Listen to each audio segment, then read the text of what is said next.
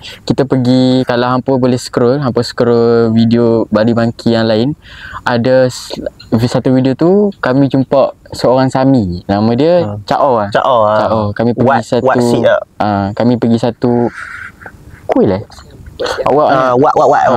Wat Siam dekat situ jugalah. Siapa yang tak faham Wat tu apa, kuil lah senang kuil Buddha. Yang tengok cerita Siam tu tahulah. Nak kata dekat sangat, tak kata dekat sangat, nak kata jauh sangat pun tak juga. Kita pergi dalam pukul 11 lebih gitu. 11 kat 12 macam tu hari. So kita parking kat situ. Niat kita nak pergi, kita nak tanya pasal agama Buddha lah. Sebab kat situ banyak orang Siam, which is kat situ pun ada kampung Siam tu. Kita ada kampung Melayu, kampung Siam. So niat kita nak pergi situ, kita nak selidik pasal agama Buddha. Kita dah sediakan beberapa soalan. Macam mana kehidupan orang Buddha, macam mana nak jadi Sami. Tapi bukan kita jadi Sami tak. Ini bukan galakan untuk jadi Sami. Kita bukan nak ajar log in ke log out ke tak. Takut terlog in je. Bukan.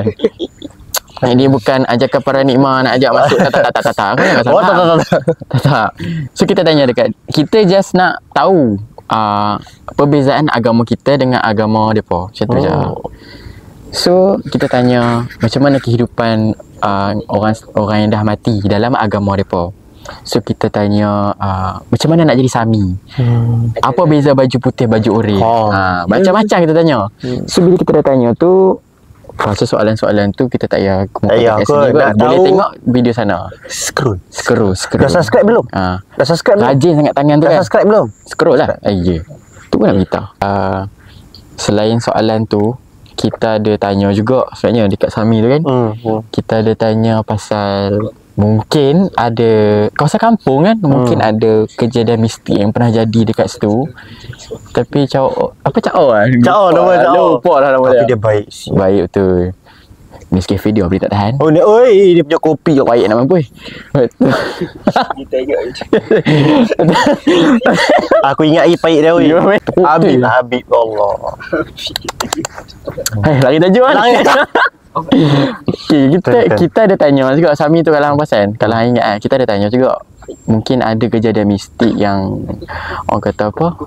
Hantu-hantu lah yang ada kat situ mengikut kepercayaan mereka. Dan Cao ni dah lama dah kat situ. Mungkin ada orang kata dia orang berpengalaman lah. Kita nak tengok. Yang tak silap aku, dia orang situ kata dia antara ketua kan kat situ. Dia ada rumah dalam Wat tu. Betul. Besar rumah dia. Sebab masa kami nak temu ramah Sami tu banyak tak kat situ. Tapi Sami kat situ kata pergi jumpa Cao. Nak tanya apa-apa pergi tanya Cao. So maknanya dia orang besar lah kat situ. So bila kita masuk rumah dia kan. Cameraman kalau nak letak gambar kita orang duduk kat rumah dia pun ada. Letak. Kita boleh letak. So kita ada tanya dia, kalau hang ingat kita tanya dia pasal benda-benda mistik kan. Tapi nampak lah yang dia tu cakap apa? Dia ada cerita tu tapi dia tak nak beritahu. Faham tak? Dia lebih selesa untuk menjawab soalan yang berkaitan dengan agama dia. Tapi kalau hang ingat dia pernah cakap macam ni. Kita tanya macam mana Wat tu boleh berada. Dia cerita dulu tempat ni sangat kerah. Ingat?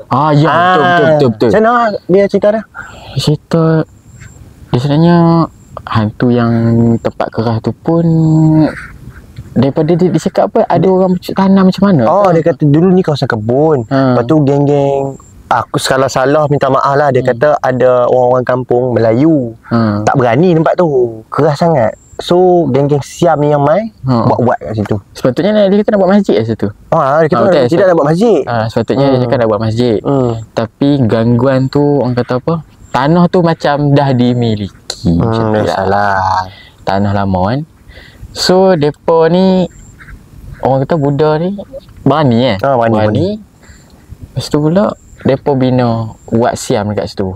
Tapi serius weh, kalau hampa masuk Wat Siam tu dia rasa ada energy lain. Ada aura lah. Sama ni aku pernah je masuk Wat Siam lain. Masuk biasa je, tak ada rasa apa pun. Tapi dekat situ ada satu aura macam dia lain sikit. Dia macam kalau masuk macam momang lain dia. So bila dah cerita pasal, dah tanya pasal agama, mistik semua tu, dia bawa kami masuk ke rumah tu. Rumah dia lah. Rumah dia. So dalam tu banyak lah patung-patung semua. Apa dia ingat ada kipas, kipas darjat lah semua tu kan. Dia kena hafal macam kita hafal Quran, dia pun hafal. Entahlah apa dia punya kitab tu kan. So ni yang lawak. Minum kopi pekat. Minum kopi tu lah. Kawat pening pula aku. Balik tu buat kereta melelong kan. Lepas tu kita balik tau. Kita balik. Dan sepatutnya kita nak pergi apa tu? Tasik apa? Pangan apa Pangan apa lah? Aku lupa. Tasik. Dia macam tasik lah. Kuari tak silap.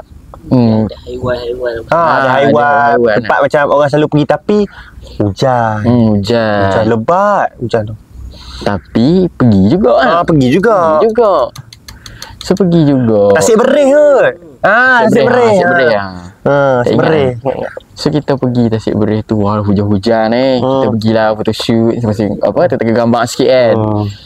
Itu kita lepak-lepak, masa tu kedai tu pun nak tutup lah kan. Masa tu hujan lebat kot. Yang naik motor ni lencun lah. Naik motor lencun lah. So dah lepak-lepak, tak ada apa, sembang-sembang, lepas tu balik kita makan makan, tapi tak ingat dah Atuk masak apa masa tu. Lepas tu malam tu kita kembali ke rumah Pak Ngah lagi sekali. Hari kedua, malam kedua. Malam kedua ni yang kita menggila sikit. Kita dengan niat yang sama, kita nak Pak Ngah cerita pasal benda-benda mistik. Malam tu yang boleh terbuka cerita Mawas kan. Mawas malam tu lah. Kita tanya Pak Ngah ada lagi tak cerita-cerita ni kan. So Pak Ngah tiba-tiba lupa dah macam mana kita tanya dia. Macam mana kita psycho dia. Macam mana kita korek. Dia cerita pasal Mawas. Yang kita sebenarnya tak tahu pun Mawas tu apa dia sebenarnya. Bukan setakat Mawas, macam-macam kena pada dia kan. Dia cerita pasal Mawas lah, apa hidung naik ke atas apa semua kan. Komunis lah, hantu komunis semua ada lah situ. So bila dah 2-3 jam kat sembang dengan Pak Ngah kan, dah makan semua, dia bawa hotel dah sedap weh. Mana elok ni lah kejadian dia. Masa balik tu Faris, dia bukan masa balik lagi. Kau nak cerita dulu apa pengalaman kita duduk dengan Pak Ngah? Kena apa? Kau ingat?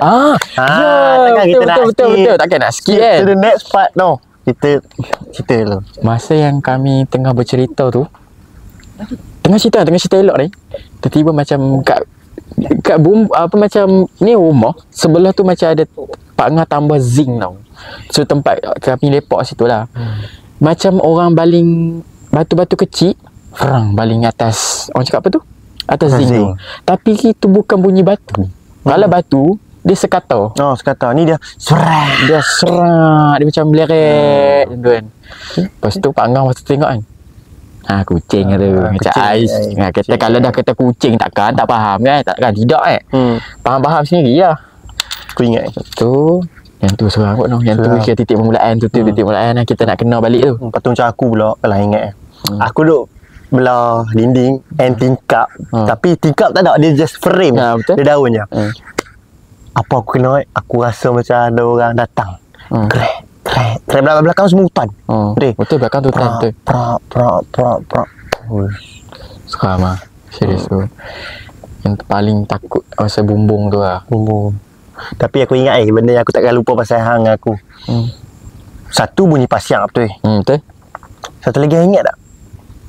Bunyi embun. Aduh. Macam mana bunyi embun tu?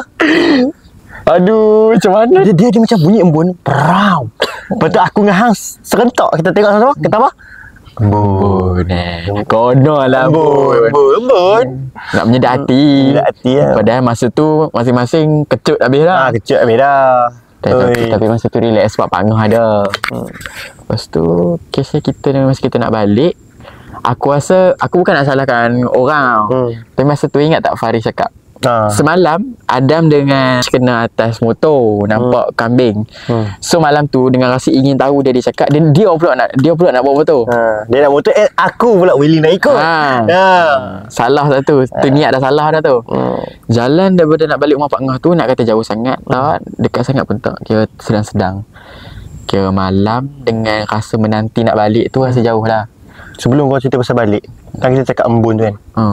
Apa yang membuat kau ingat tak apa yang membuatkan kita aku nak test lah ingatan kau ni. Apa yang membuatkan kau dengan aku tergamam bila keluar pada rumah Pak Ngah?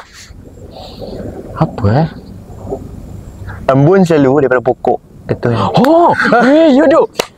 Takkan kau tak ingat? Fun fact, tak ada pokok kat situ. Punya clear masalahnya. Pokok dekat belakang rumah, bukan atas bumbung. Selalu kan macam apa? Bumbung yang ada embun mesti ada pokok. Ada bumbung sini. Ni pokok tak ada. Kosong. Betul aku macam hujan pun. Wish. Macam mana? Masa keluar tak aku ngah.